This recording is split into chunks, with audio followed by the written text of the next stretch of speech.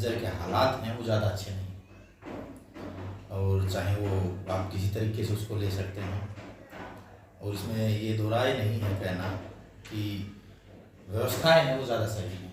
मैं बिल्कुल समर्थन करता हूँ। आमजन को परेशानियों का सामना करना पड़ रहा है, तो झज्जर में बदलाव की ज़रूरत है। और बदलाव की ज़रूरत क्यों है? क्योंकि लंबे समय से यहाँ पे लोग हैं वो परेशानी झेल रहे हैं। वर्तमान में जो विधायक है यहाँ पे हमारी माननीय हमारी बहन गीता बुक्कल जी, वो 3 बार लगातार यहाँ से एमएलए बन चुकी हैं, और एक बार वो शिक्षा मंत्री भी रही हैं। उसके बावजूद वो इतना बदलाव नहीं कर पाई कि आम जन को जो सुख सुविधाएं जो होनी चाहिए वो सुख सुविधाएं वो उनको दे पाए। तो बदलाव की ज़रूरत है, निसंदेह इसमें कोई दो बदलाव की ज़रूरत है। देखो, आप लोगों के बीच में जाएंगे तो आपको उनकी समस्याओं का पता चलेगा। हमारी जो विधायिका जी हैं वो आमजन से दूर रहती हैं, उनका नाता है वो वोट के टाइम पे वोट लेने का तो नाता है, उसके बाद वो चंडीगढ़ बैठ के आराम परस्त के अपनी ज़िंदगी जीती हैं। उनके कार्यकाल की बात करें तो मैं तो उसमें क्या बताऊं, मैं इतना बड़ा राजनीतिक विशेषज्ञ भी नहीं हूं, इतना बड़ा राजनीतिक आदमी भी नहीं हूं कि मैं एक एक चीज़ उनकी बताऊं। आप लोगों के बीच में जाएंगे तो लोग आपको बिल्कुल खुल के ये बात बताएंगे कि उन्होंने क्या किया इस हल्के के लिए, इन लोगों के लिए, आमजन के लिए, किसान के लिए, मजदूर के लिए, व्यापारी के लिए कितना उन्होंने बदलाव किया है, जो वो कर सकती थी जो कार्य। एक बड़ी बात है कि 3 बार विधानसभा में भेजना चुनकर, ये बड़ी बात है। हम ये तो नहीं कह सकते कि लोगों ने सहयोग नहीं दिया, लोगों ने सहयोग दिया है, लोगों ने उनको चुनकर वहाँ पे भेजा है, तो कुछ है ना, इनकी जिम्मेदारियाँ बनती हैं, तो जिम्मेदारियों पे ये खरी नहीं उतर रहे। तो ताऊ देवीलाल के विचारों पर, बाबा साहब डॉक्टर अम्बेडकर के विचारों पर जो पार्टी चलती है, जननायक जनता पार्टी ही ऐसी पार्टी है जो ताऊ देवीलाल और डॉक्टर बी आर अम्बेडकर के विचारों पे चलती है। माननीय उप मुख्यमंत्री महोदय हमारे अच्छा काम कर रहे हैं दुष्यंत चौटाला जी, और युवा जो उनसे उम्मीद लगाए बैठे थे वो उम्मीदों पे खरे भी उतरे हैं। देखो, कहीं ना कहीं ये बात है कि आज हमारी सरकार में साझेदारी है। अगर सरकार पूर्ण रूप से जननायक जनता पार्टी की होती और उप अगर हटा होता, अगर वो मुख्यमंत्री होते, तो बदलाव तो फिर इतना बदलाव होना था। और जो ये समस्याएं आप बता रहे हैं, देखो गड्ढों की समस्याएं हैं, बिल्कुल समस्या है। मैं उस रोड से गुजरता हूँ, आमजन परेशान होते हैं, और उस पर काम भी चल रहा है, ठीक है, उसका एस्टिमेट भी बना हुआ है, और जल्दी वो रोड भी बनेगा। बादली वाला रोड था, उसकी भी हालत ख़राब थी, आज वो आप देख रहे हैं। मेरे ख्याल से हरियाणा का पहला ऐसा रोड होगा जो इतनी जल्दी बनने लगा है। एक साइड उसकी विदिन 15 डेज में तैयार होती थी, ये बड़ी बात अपने आप में। तो कहीं ना कहीं मुख्यमंत्री जी हमारे अच्छा काम कर रहे हैं, लोग संतुष्ट भी हैं। रोड पे जो गड्ढे हैं, रोड टूटा हुआ है, सब परेशान हो रहे हैं, बिल्कुल सही बात है आपकी। और इसका जल्दी ही इसका रोड का भी निर्माण होगा। अभी आप कुछ दिनों की बात है, इसका एस्टिमेट बना हुआ है, जल्दी ही टेंडर लग के इसका काम भी हो जाएगा। आप है ना, आप चारों ओर आप है ना, आप पूरे मैं झज्जर की बात नहीं करूँगा, आप पूरे हरियाणा में आप है ना नज़र घुमा के देखो। आप पत्रकार हैं, अच्छे पत्रकार हैं, और आमजन से भी आप रूबरू होते हैं, तो अगर आप देखेंगे कि एकमात्र हरियाणा में ही हमारी पार्टी के ऐसे नेता है, जननायक जनता पार्टी के, जो 24 घंटे लोगों के बीच में होते हैं। आप सिरसा जाओ, पार्टी के राष्ट्रीय अध्यक्ष जी माननीय अजय चौटाला जी आपको सुबह भी, शाम भी, दोपहर भी, रात भी लोगों की समस्याएं सुनते मिलेंगे। आप किसी भी टाइम जाओ, दरवाजे सबके लिए खुले हैं। अगर आप चंडीगढ़ की साइड जा रहे हो तो मैक्सिमम टाइम उप मुख्यमंत्री महोदय वहाँ पे लोगों की समस्याएं सुन रहे होते हैं। आप दिल्ली की साइड जा रहे हो तो दिग्विजय चौटाला जी हैं, वो लोगों के बीच में रहते हैं। आप अगर जा रहे हो दादरी की साइड तो माता नैना चौटाला जी हैं, वो अपने हल्के में दादरी में लोगों के बीच में रहते हैं। आप बुकलाना की साइड चले जाओ, हिसार में जाते हो, हमारी सरकार में हमारी पार्टी के मंत्री अनूप धानक जी, वो भी लोगों के बीच में रहते हैं। आप टोहाना की साइड जाओगे, अगर हमारे पंचायती राज के मंत्री हैं देवेंद्र बबली जी, वो लोगों के बीच में रहते हैं, लोगों पे काम करते हैं। और कहीं ना कहीं देखो, लोगों को आज है ना एक रास्ता दिख रहा है कि अगर मैं व्यक्तिगत अपनी बात करूँ, चाहे वो सामाजिक कार्य हो, व्यक्तिगत कार्य हो, और मैं आज तो जननायक जनता पार्टी में हूँ, आगे भी रहूँगा, लेकिन जो लोग किसी पार्टी से संबंध नहीं रखते, वोटर लोग हैं, अगर उनको किसी समस्या का सामना करना पड़ता है, उनको कोई काम के लिए अगर कहीं जाना पड़ता है, तो चाहे उन्होंने वोट किसी पार्टी को दे रखा हो, लेकिन वो जाते कहाँ पे हैं? वो जाते जननायक जनता पार्टी के शीर्ष नेतृत्व के पास जाते हैं अपनी समस्याएं लेके और अपने काम को करवाने की बात। तो आपने अभी 2019 के इलेक्शन में लोकसभा में देख लिया।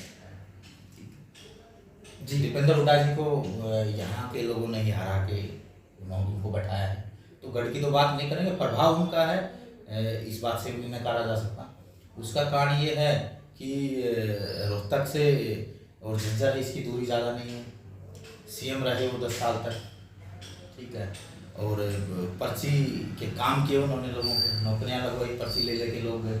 तो लोगों को है ना जो ये कहीं ना कहीं उम्मीद रहती है कि अगर दोबारा से हुड्डा साहब का गढ़ है तो हुड्डा साहब दोबारा से सरकार में आएंगे तो लोग चलो आज तो मेरे पास पैसे हैं लेकिन मेरा बच्चा लायक नहीं है तो नौकरी नहीं लगेगा आज के टाइम में। लेकिन अगर बदलाव होता है, सरकार दूसरी आती है तो मेरे पास पैसे हैं तो लायक बच्चा कैसे बैठा रहे लेकिन मेरा बच्चा नौकरी लगेगा। तो ये लोगों की उम्मीदें हैं इस तरीके की हैं, इसलिए गढ़ का इसको एक बताते हैं कि गढ़ है भाई और हुड्डा जी बनेंगे, इस तरह की बातें इसलिए शायद वो ये नहीं बताती हूँ, ये तो बताती हूँ कि 5100 पेंशन है। उन्होंने ये बताया कि 75% रोजगार है, जो एक कानून बनाया वो हमारी पार्टी के मैनिफेस्टो में था, वो काम किया है। अगर आज खरखोदा में मारुति का प्लांट आ रहा है जिसके अंदर पीछे गत हमारी रैली में ही हमारे उप मुख्यमंत्री जी ने कि अपने भाषण में ये बात कही है कि जो कंपनी आ रही है वहाँ पे मारुति की, उस कंपनी के साथ है ना पहले ये MOU साइन हुआ है कि वो यहाँ पे तब आई है तो वो यहाँ के 75% लोगों को रोजगार देगी, युवाओं को रोजगार देगी। 12,000 के आसपास वहाँ पे भर्ती हो रही है, उनमें से 9,000 लोग हरियाणा के, 9,000 हरियाणा के युवाओं को वहाँ पे मौका मिलेगा नौकरी करने का। तो ये भी तो हमारे मैनिफेस्टो में था कि 75% रोजगार है, वो भी करके दिखाया। महिलाओं को अगर रिजर्वेशन की बात है 50% की, वो भी हमारी पार्टी के मैनिफेस्टो में था, वो काम भी किया। अगर एक और मैं बात करता हूँ, गुरु रविदास जी का सबसे बड़ा जो मंदिर का निर्माण था वो हमारी पार्टी करेगी, आज कुरुक्षेत्र में उस पर काम चल रहा है जी। तो अगर अगर अगर हम बात करें कि भाई 5100 पेंशन नहीं की, लेकिन जो किया उस पर चर्चा क्यों नहीं करते। आज हम सरकार में सहयोगी हैं, हमारी पार्टी है वो सहयोगी पार्टी है, साझेदारी की सरकार है, ठीक है। अकेले मुख्यमंत्री दुष्यंत चौटाला जी होते तो ये 75% रोजगार हुआ, महिलाओं को रिजर्वेशन हुआ और जो हमारी मेन घोषणाएं थी वो सारी हुई, तो इसको करने में देर थोड़ी न लगती, पहली कदम से ही काम होना था। ठीक, राजनीति में है ना ये आंकड़ा नहीं लगाया जा सकता कि मेरे पीछे इतने आदमी हैं, ठीक है, और भाई मैं वहाँ तक पहुँच गया, मैं इतने बड़े पद पे पहुँच गया। मेरा ये मानना है, आपने सही बताया, मैं किसी राजनीतिक परिवार से नहीं हूँ, मैं बिल्कुल साधारण और गरीब परिवार से हूँ और मैं एक ग्रामीण क्षेत्र ग्रामीण परिवेश से आता हूँ। तो मैं लोगों के बीच में गया, जो समस्याएं लोग आज है ना आमजन को जो समस्याएं, चाहे वो उसको एजुकेशन को लेके हो, नौकरी को लेके हो, या ग्रामीण स्तर पे जो सुविधाएं मिलनी चाहिए हैं वो लाइट की है, बिजली पानी की है, वो सुविधाएं हमारे लोगों के पास नहीं थी। मैं खुद गुजरा हूँ समस्याओं से, मैंने खुद महसूस की हूँ सारी चीज़ें। इसके बाद में राजनीति में आने का निर्णय रहा वो ऐसा रहा कि मैं टीचिंग लाइन से संबंधित हूँ, टीचिंग लाइन में अध्यापक की मैंने नौकरी की है, पीछे मैंने रिजाइन दिया है। तो मुझे कहीं ना कहीं ये लगा कि लोगों के बीच में जब मैं जा रहा था कि देखो सच में लोग चाहते हैं कि कोई पढ़ा लिखा हमारे बीच में हो और जो वोट लेके ना जाए, केवल वोट लेके चला गया बैठ ना, वो हमारे बीच में रहे और वो जो जिन समस्याओं में वो जी रहे, उन समस्याओं को जी चुका हो या आज भी उन समस्याओं में जी रहा हो, वो व्यक्ति विशेष तो बदलाव करेगा। लेकिन जो आराम प्रस्त की जिंदगी जी रहा है उस व्यक्ति को आमजन की समस्याओं से ज़्यादा वास्ता नहीं रहता। मैं राजनीति में आया, मेरा कोई व्यक्तिगत निर्णय नहीं था राजनीति में आने का, ये मेरा सामूहिक निर्णय था। मैंने यहाँ पे एक बड़ी जनसभा करके ये निर्णय लिया था कि अब हम करते हैं तैयारी। मैं राजनीति में मैंने जनसभा करने से पहले मैं हर गाँव में, जहाँ तक हर घर में कोशिश हुई मेरी मैं पहुँच पाया, तो मैं लोगों के पास बैठ के मैंने यही पूछा कि क्या सच में आप लोगों को ज़रूरत है, क्या बदलाव होना चाहिए। लोगों ने मुझे ये आस और उम्मीद दी कि बिल्कुल होना चाहिए, आप करो तैयारी। उसके बावजूद मैंने एक बड़ी जनसभा की। जनसभा करने का कारण भी ये था कि लोग आपको कितना आशीर्वाद देते हैं, लोग आप पे कितना भरोसा करते हैं, तो वो चीज़ करके देखी जाए। मैंने जनसभा की, लोगों ने अच्छा आशीर्वाद दिया, हजारों की संख्या में यहाँ पे लोग इकट्ठे हुए।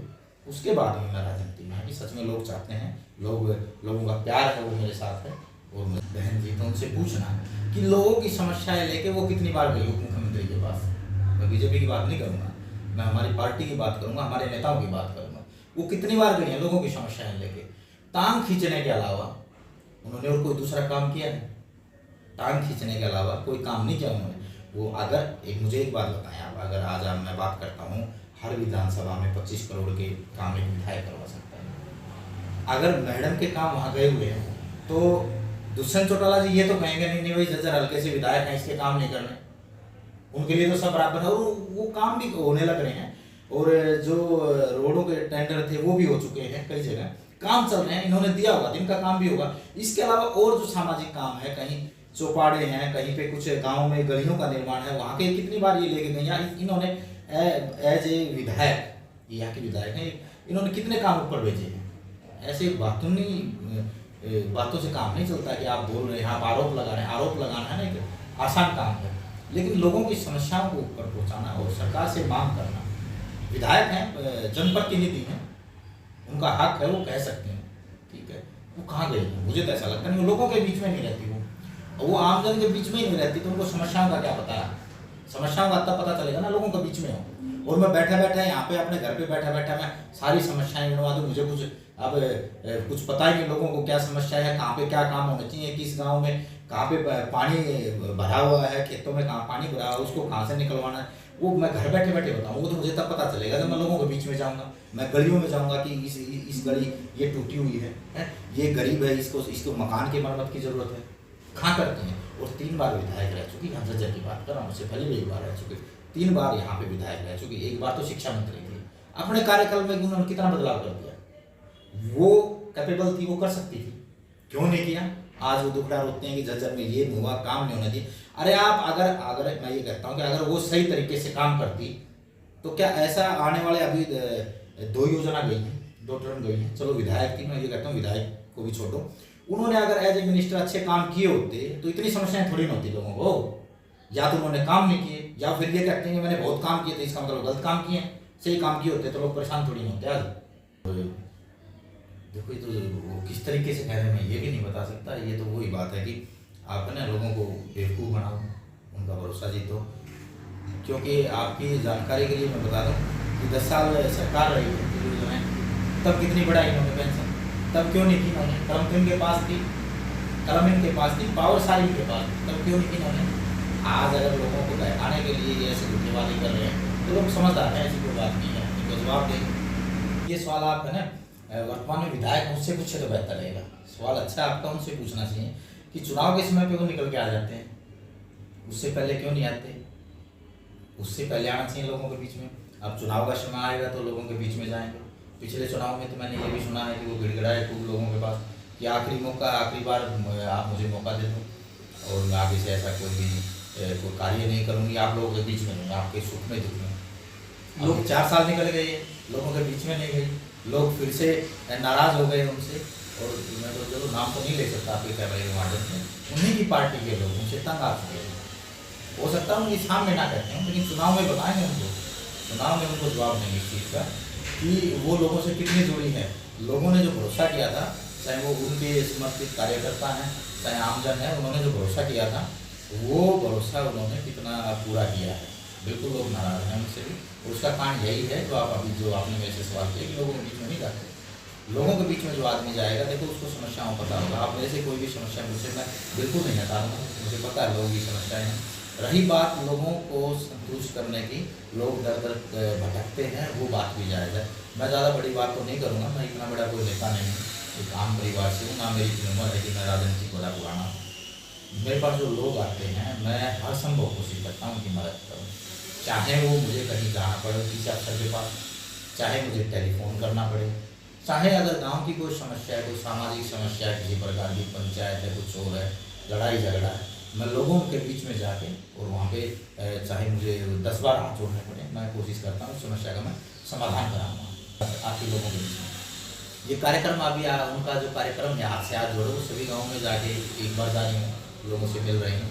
उसके बाद में कार्यक्रम अगर मान के चलो 1 महीने 1.5 महीने बाद ये खत्म हो जाएंगे कार्यक्रम के शेड्यूल का मुझे नहीं पता, उसके बाद में क्या जाएंगे वो लोगों के पास। अगर देखो आपने थोड़ी देर पहले एक सवाल किया था, और वो सवाल नहीं था, वो जवाब था, मैं कहता हूँ आपका कि देखो उनका ग्राफ है, वो गढ़ है उनका का, उनका ग्राफ अच्छा है, ऐसा नहीं है।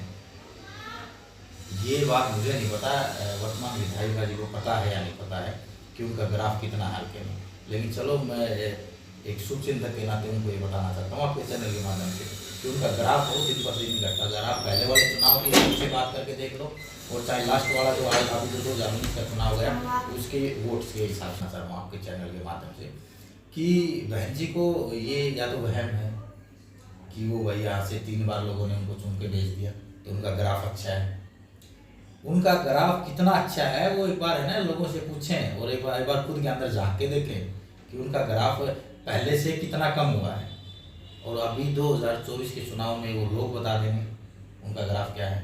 ज़्यादा अच्छा ग्राफ नहीं है वो, आप खुद कुछ भी सोच के बैठ जाए, लोग नाराज़ हैं और आप आमजन में जाएंगे तो आपको ही पता चलेगा इस बात से जुड़े हुए हैं। मैं तो अब क्या बताऊं, अब हमारी पार्टी का तो ऐसा कोई कार्यक्रम नहीं है ना व्यक्तिगत मेरा कोई कार्यक्रम है।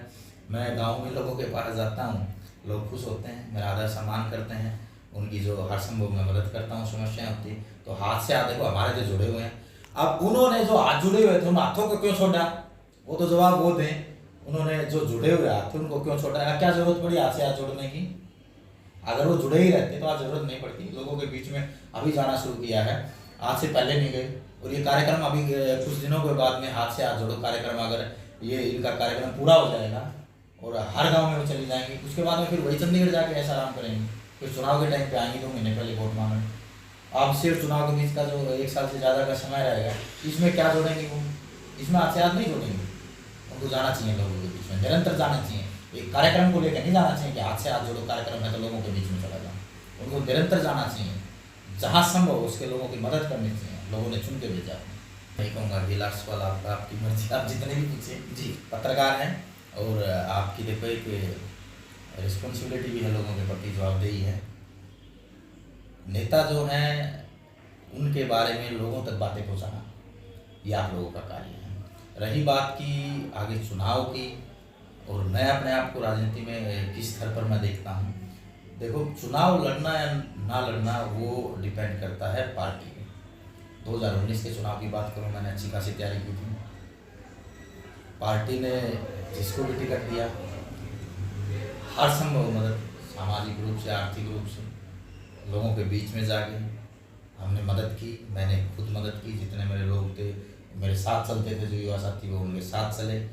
पार्टी के शीर्ष नेतृत्व ने डिसाइड करना है कि वो किसको टिकट देते हैं, क्या किसको चुनाव लड़ाते हैं, और पार्टी का जो आदेश रहेगा वो सर्वोपरि। मेरे लिए मानना है संगठन है वो सर्वोपरि रहता है, व्यक्ति भी सर्वोपरि नहीं रहता है। और जननायक जनता पार्टी का जो संगठन का जो नेतृत्व जो डिसीजन लेगा वो डिसीजन पे हम काम करेंगे। मैं लोगों के बीच में जाता हूँ, लोग, मैं तो ये नहीं कहूँगा कि लोग भाई हमारी पार्टी से नाराज़ हैं, मेरे से नाराज़ हैं, जो ये गलतफहमी ये कुछ लोग फैलाते हैं, तो ऐसा तो कुछ भी नहीं है। लोग बड़ा अच्छा प्यार देते हैं। आप भी देखेंगे, गांव में जाके पूछेंगे, मैं लगभग लोगों के बीच में रहता हूँ। जहाँ पे समस्या होती है खासकर वहाँ तो मैं ज़रूर लोगों की समस्या का निवारण करने का प्रयास करता हूँ। और रही तैयारी की बात, तो देखो आप लोग आशीर्वाद कितना देते हैं, क्या प्यार देते हैं, वो जनता पे डिपेंड है। और पार्टी का क्या डिसीजन रहेगा वो मैं बहुत बड़ा नेता हूँ, मैंने नहीं कहा। और अभी नहीं, आप पीछे 2019 के इलेक्शन के बाद में या उस समय पे देख लो, मेरे मुँह से कभी ऐसा नहीं निकला होगा कि मैं इतना बड़ा नेता हूँ, इतने लोग मेरे साथ हैं, मैं ये कर दूंगा वो कर दूंगा, नहीं।